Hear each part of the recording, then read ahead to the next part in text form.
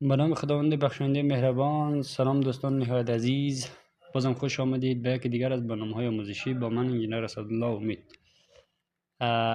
آیا شما میدونستید که اگر نمونه‌گیری اگریگیت به شکل درست انجام نشود، تمام این نتایج لابراتواری رو میتواند اشتباه شود؟ در این ویدیو ما کوشش میکنم که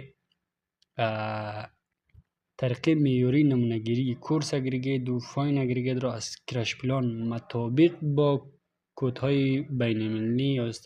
استانداردهای بین‌المللی ASTM D75 و H2T2 به شکل معیاری برای شما بگوییم که چگونه ما و شما سمپل گیری نمیم. قبل از این ما و شما ضرورت داریم به بعضی چیزها. اول ضرورت داریم ما و شما به بوت سیفتی ضرورت داریم که باید از کرش پلان که میریم بوت سیفتی داشته باشیم و همچنان واسکت داشته باشیم، واسکت انجینری و کلاه امنی داشته باشیم. به می ترتیب ما و شما باید عینک داشته باشیم که چون دوج زیاد گرد است دیگه است، عینک باید استفاده نماییم و همچنان دستکش ما و شما باید استفاده نماییم که مهم است و مارکر ضرورت داریم به خاطری که نمونه ها را باید دوجه سایزایش را ما و شما بنویسیم و به می ترتیب به تیره ضرورت داریم یا اگر تیره نبود به بوجی ضرورت داریم که نمونه ها یا سایزهای مختلف که ما میگیریم دو بگیریم و ما و شما به بیل ضرورت داریم، بیل فلزی که در اونجا البته نمونه‌گیری هم به چندین طریق میشه که باز برای شما میگم. در اینجا که طوری که میبینین کرش پلان فعال است و در اینجا مواد داره تولید میشه. نمونه‌گیری رو ما و شما میتونیم اول مستقیم از خود کانگیری ها کنیم. همینجا کرش پلان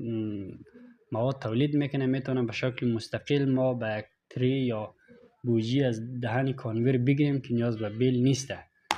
و اگر کرش پلان فعال نبود باز در صورت ما میتونیم به شکل منوال یا دستی نمونه‌گیری خود را انجام بدیم.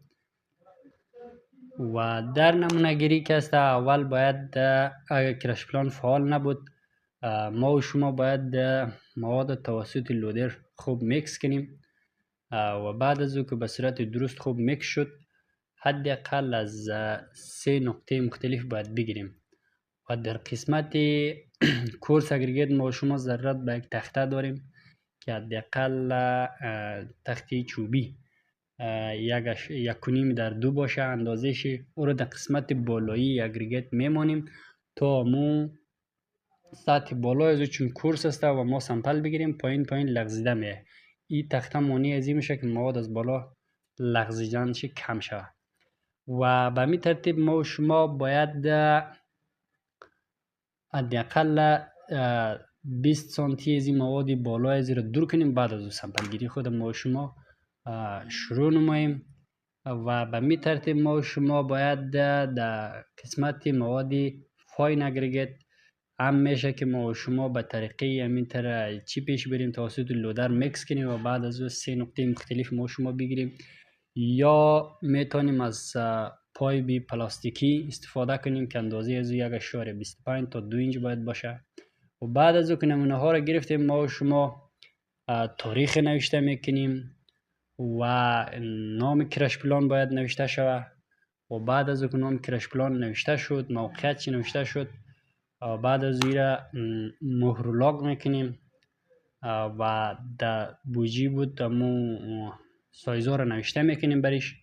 و بعد از او که سایزا رو نوشته کردیم و این را انتقال میدیم در مو لابراتوار مربوطه که در اوجه تستایش انجام شود. برای دیدن ویدیوهای بیشتر لطفا کانال ما را سابسکرایب کنید و با دوستانتان شریک نمایید و همچنان نظریات، پیشنهادات و انتقاداتتان را با ما شریک کنید.